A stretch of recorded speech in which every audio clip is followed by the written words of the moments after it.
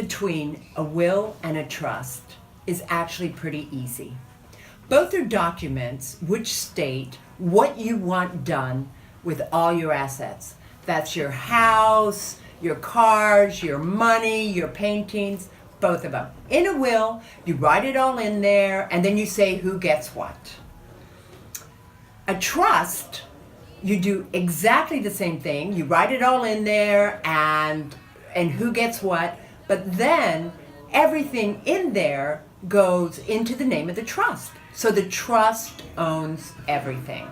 Then what happens is when you die, the will is probated. And that means that it goes through that government process, which can take anywhere, depending on the assets, from 1 to 5 years. In a trust, when you die, everything is distributed immediately because it's not yours. It belongs to the trust. An irrevocable trust, just like a revocable trust, and the best way to explain it is with this little disc. In an irrevocable trust, you put everything into this disc. Your home, your cars, this irrevocable, the money, the irrevocable trust is going to own it all.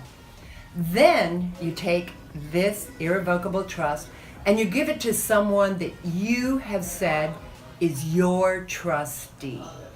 And they now have control of everything in that disc. In a revocable trust, you do exactly the same thing. Everything goes in here. The revocable trust now owns it, except you are your own trustee. In other words, no one can touch your bank accounts. No one can touch your home, your paintings, all your assets. And while you're alive, you can still change who gets what. But when you die, it all goes to the people you want it to go to. So the big difference is the irrevocable, you give it away. The revocable, you keep. When do you need to use an irrevocable versus a revocable trust?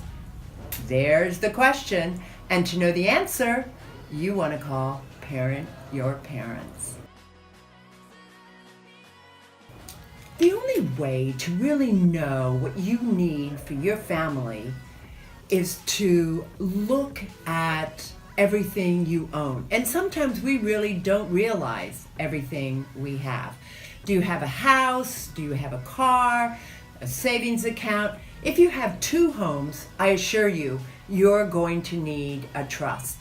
If you have 1 house, a savings account, and a stock account, then there are probably ways in which we can title all those assets so they pass immediately without a will.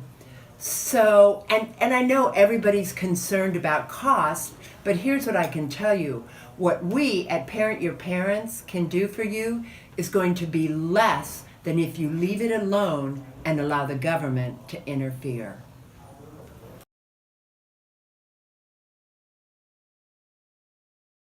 Don't forget your loved ones just because they're old.